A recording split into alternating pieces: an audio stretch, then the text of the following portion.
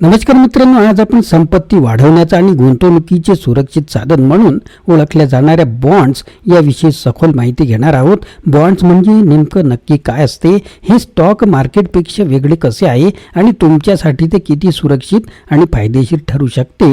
गुंतवणुकीच्या जगात बॉन्ड्सना एक खास स्थान असते आणि यामध्ये आपल्या पैशांची सुरक्षितता आणि त्याचवेळी निश्चित उत्पन्न याची खात्री दिली जाते. पण तुम्हाला कधी विचार आला आहे का की बॉन्ड्स खरेदी करणे कसे फायदेशीर ठरू शकते किंवा त्यात कोणते जोखमीचे टप्पे असू शकतात? या सर्व प्रश्नांची उत्तरे आपण घेणार आहोत. J.L. कॉलिन्स यांच्या the simple path to wealth या पुस्तकातील प्रकरण 12 मध्ये बॉन्ड्सवरून मिळालेली माहिती याच्यावर आधारित हा व्हिडिओ आहे. तुम्हाला बॉन्डचे महत्त्व, त्यांचा फायदा, विविध प्रकार आणि बॉन्ड मार्केटचे सर्व रहस्य स्पष्ट होतील. चला तर मग जाणून घेऊया बॉन्ड्सचा एक वेगळा आणि उपयुक्त प्रवास. मित्रांनो, चॅनलवर नवीन असाल तर चॅनलला सबस्क्राईब करायला विसरू नका. सुरुवात करूया रोखे म्हणजे बॉन्ड्स याविषयीची माहिती. आतापर्यंत आपण शेअर बाजाराबद्दल पाहण्यात बराच वेळ घालवलेला आहे. मागील व्हिडिओत आपण याबद्दल माहिती घेतलेली आहे. शेअर्स आणि त्यामध्ये गुंतवणूक करण्यासाठी आम्ही वापरत असलेल्या इंडेक्स फंडाचे आपण बारकाईने निरीक्षण केलेले आहे. हे फंड आपले संपत्ती उभारणीचे साधन म्हणून काम करतील आणि बहुधा आपल्या गुंतवणुकीचा ते सर्वात मोठा भाग सुद्धा असेल. असे असले तरी आपल्याला आपले उत्पन्न निश्चित असले पाहिजे आणि त्या उत्पन्नाची आपल्याला शाश्वती सुद्धा असली पाहिजे.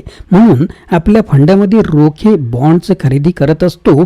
बॉन्ड्स हे एका अर्थी अधिक स्थिर आणि विश्वासू परतावा देणारा गुंतवणूक पर्याय असू शकतो. आपण असे म्हणतो तेव्हा ते पूर्णपणे धोकामुक्त असतात असा त्याचा अर्थ होत नाही. बॉन्ड्सचा विषय हा विस्तृत आणि व्यापक स्वरूपाचा आहे आणि समजायला थोडासा कठीण सुद्धा आहे. त्याचे तपशील अंतहीन आहेत. बहुतेक या व्हिडिओमध्ये आपण त्यामध्ये स्वारस्य आपलं असेल नसेल तरी हे बॉन्ड म्हणजे नेमकं काय प्रकरण आहे, पोर्टफोलिओमध्ये त्यांचा काय प्रभाव असतो, हे सर्व आपण इथे पाहणार आहोत. या व्हिडिओत आपण 10 टप्प्यांमध्ये याची माहिती घेणार आहोत. हे 10 टप्पे कोणते तर पहिला टप्पा आहे स्वस्ताईमध्ये म्हणजे डिप्लेक्शनमध्ये. उत्पन्नाची सुरक्षितता प्रदान करण्यासाठी रोखे बॉन्ड्स आपल्या पोर्टफोलिओमध्ये असायला हवेत. स्वस्ताई हे आपल्या पैशासाठी 2 मोठ्या जोखमीपैकी एक आहे. महागाई ही दुसरी गोष्ट आहे. आम्ही आमच्या समभागांसह त्याविरुद्ध हेच करतो. तुम्हाला आधीपासूनच आठवत असेल की जेव्हा वस्तूंच्या किमती कमी होत असतात तेव्हा स्वस्ताई आणि या उलट परिस्थितीमध्ये महागाई अस्तित्वामध्ये असते. हे अगदी यीन आणि यांग थिअरी यासारखे काम करत असते. रोखे समभागापैकी म्हणजेच इक्विटी किंवा स्टॉकपैकी कमी अस्थिर असतात आणि ते आपल्या गुंतवणुकीचा मार्ग थोडा सुखकर करतात.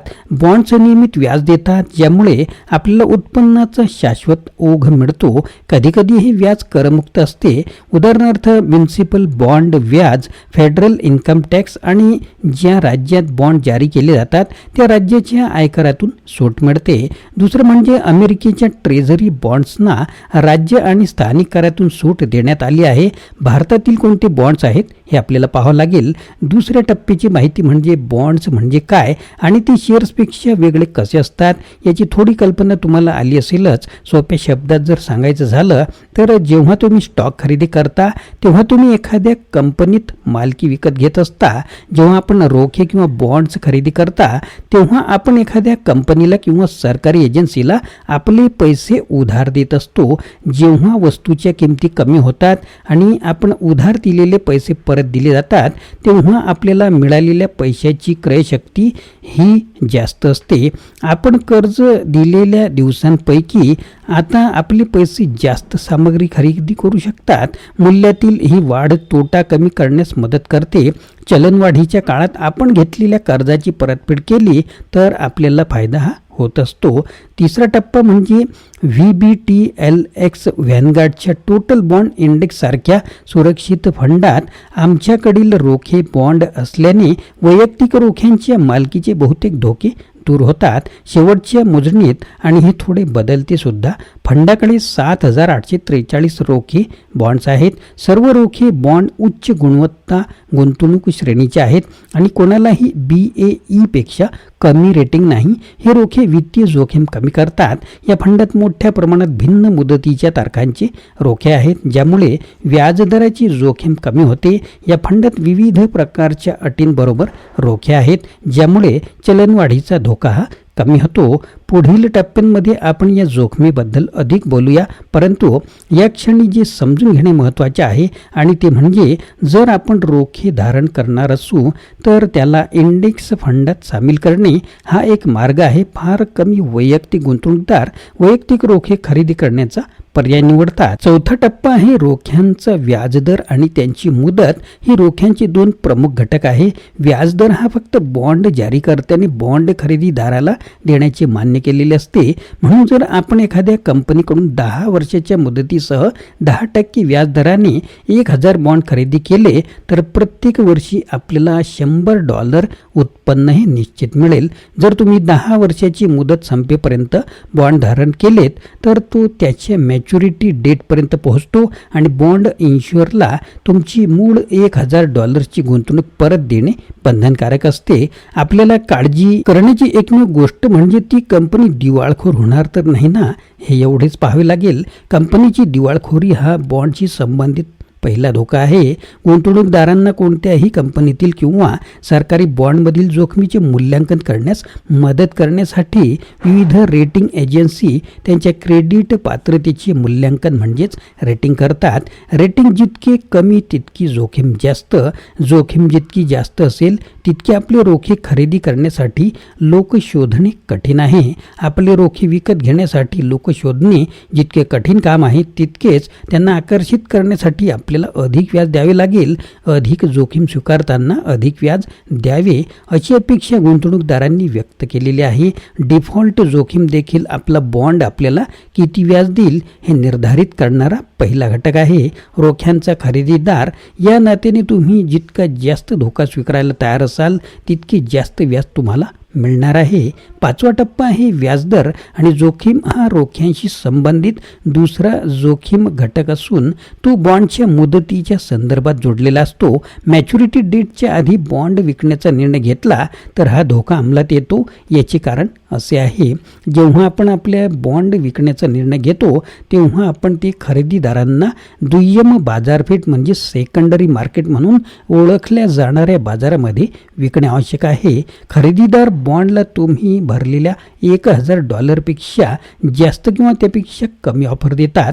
आपल्या बॉन्ड खरेदीनंतर अर्थव्यवस्थेमधील बँक व्याजदर कसे बदलले आहेत यावर हा दुय्यम बाजारपेठ अधिक मधील रोख्याचा वर अवलंबून आहे. जर व्याजदर वाढले असतील तर तुमच्या बॉन्डची किंमत कमी झाली असेल आणि याउलट परिस्थितीमध्ये तुमच्या बॉन्डची किंमत वाढलेली असेल.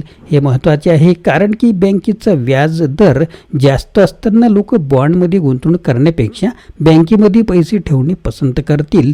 व्याजदर वाढले की बॉन्डच्या किमती घसरतात. मित्रांनो, हा मुद्दा लक्षात ठेवा. बँकांचे व्याजदर वाढले की बॉन्डच्या किमती घसरतात. जेव्हा व्याजदर कमी होतात तेव्हा बॉन्डच्या किमती वाढतात. कोणत्याही परिस्थितीत जर आपण मुदत संपेपर्यंत बॉन्ड धारण केले असेल तर आपल्याला आपले गुंतवलेले सगळे पैसे परत मिळतील. सहावा टप्पा आहे, आपण कदाचित अंदाज केला असेल की बॉन्डची दीर्घ मुदत हा आपल्या तिसरा जोखीम घटक आहे. बॉन्डची मुदत जितकी जास्त असेल तितके बँकेचे संभाव्य व्याजदर बदलण्याची शक्यता सुद्धा जास्त असते. जर बँक व्याजदर हे सतत वाढत असतील तर आपला जास्त तोटा होईल, कारण अशा वेळी बॉन्ड विकणे पण परवडत नाही आणि दुसरीकडे परतावा देखील कमी मिळत असतो. प्रत्येक बॉन्डची किंमत स्वतंत्रपणे असली तरी शॉर्ट, मिडियम आणि लॉंग टर्म असे बॉन्डचे 3 गट असतात. उदाहरणार्थ US ट्रेझरी सिक्युरिटीज, आमच्या फेडरल गव्हर्नमेंटने जारी केलेले रोखे. आमच्याकडे कोणते आहेत पहा. बिल्स 1 ते 5 वर्षाच्या मुदतीचे अल्प मुदतीचे बॉन्ड, नोट्स 6 ते 12 वर्षाच्या मुदतीचे मिड टर्म बॉन्ड्स आणि रोखे 12पेक्षा जास्त वर्षाच्या मुदतीचे दीर्घ मुदतीचे बॉन्ड. सर्वसाधारणपणे अल्प मुदतीचे रोखे कमी व्याज देतात कारण ते कमी जोखमीचे म्हणून पाहिले जातात, कारण आपले पैसे कमी कालावधीसाठी समोरच्याला वापरायला मिळतात. त्यानुसार दीर्घ मुदतीच्या रोख्यामध्ये जोखीम अधिक असूनही अधिक पैसे मिळतात. असे दिसून येते. जर तुम्ही बॉन्ड ॲनालिस्ट असाल तर तुम्ही निरीक्षण करून मिळणाऱ्या परतावा असण्याची किंवा जोखीम याचा आलेख काढाल. डाव्या बाजूला तक्ता जर बऱ्यापैकी सर्वसामान्य आहे. अल्प, मध्य आणि दीर्घ मुदतीच्या दरांमधील फरक जितका जास्त तितका वक्र हा अधिक तीव्र होतो. हा फरक वेगवेगळा असतो असे आपल्याला दिसते. कधीकधी अधिक गोष्टी इतक्या विलक्षण असतात की अल्पकालीन परताव्याचे दर हे दीर्घकालीन दरांपेक्षा जास्त असतात. 7वा टप्पा आहे की महागाई हा तुमच्या रोख्यांना सर्वात मोठा धोका आहे. आपण चर्चा केल्याप्रमाणे जेव्हा वस्तूची किंमत वाढत असते तेव्हा महागाई अस्तित्वामध्ये असते. जेव्हा तुम्ही तुमचे रोखे विकत घेऊन कर्ज देता आणि मुदतीनंतर तुमचे पैसे तुम्हाला परत मिळतात तेव्हा महागाईमुळे तुमच्या पैशांची क्रयशक्ती अगोदरच कमी झालेली असते. बॉन्डवर दिला जाणारा व्याजदर हा निश्चित करण्याइतका मोठा घटक म्हणजे अपेक्षित महागाई दर. सुदृढ अर्थव्यवस्थेत काही चलनवाढीचा दर जोडजोड नेहमीच सारखा असल्याने दीर्घकालीन रोख्यांवर परिणाम होणार हे निश्चित असते. म्हणून अशा वेळी बॉन्डवरती अधिक व्याज हे दिले जाते. 8वा टप्पा आहे की येथे काही इतर धोके तुमच्यासमोर येथे मी मांडतो आहे, जसे की क्रेडिट डाऊनग्रेड्स म्हणजेच बाजाराने केलेले नकारात्मक पतमूल्यांकन. आपण इथे चर्चा केल्यानुसार रेटिंग एजन्सीज आपल्याला आठवत असतीलच. आपण ए मूल्यांकित कंपनीकडून बॉन्ड खरेदी केला असेल तर तुम्हाला नफ्याची जी आहे जास्त हमी असते. कंपनी गुंतवणुकीसाठी किती खात्रीशीर आहे याची एजन्सीचे जे मूल्यांकन आहे किंवा रेटिंग आहे ते करतात. मूल्यांकन कमी असेल तर आपल्या बॉन्डचे मूल्य त्याबरोबर खाली जाते. दुसरं आहे की कॉलेबल बॉन्ड्स म्हणजे पुनर्खरेदी बॉन्ड. काही रोखे हे कॉलेबल बॉन्ड म्हणजे पुनर्खरेदी बॉन्ड असतात. याचा अर्थ असा की बॉन्ड जारी करणारा असे बॉन्ड मुदतीपूर्व बॉन्ड खरेदीदाराला पैसे देऊ शकतो. ते आपल्याला आपले पैसे परत देतात आणि व्याज देणे थांबवतात.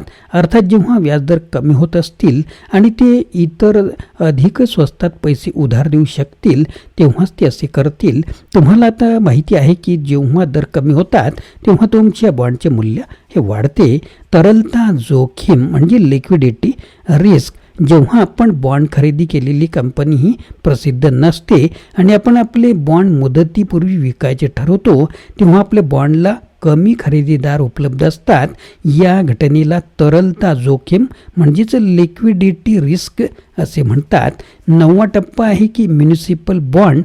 हे राज्य आणि स्थानिक पातळीवर सरकार आणि सरकारी संस्थांनी जारी केलेले रोखे आहेत.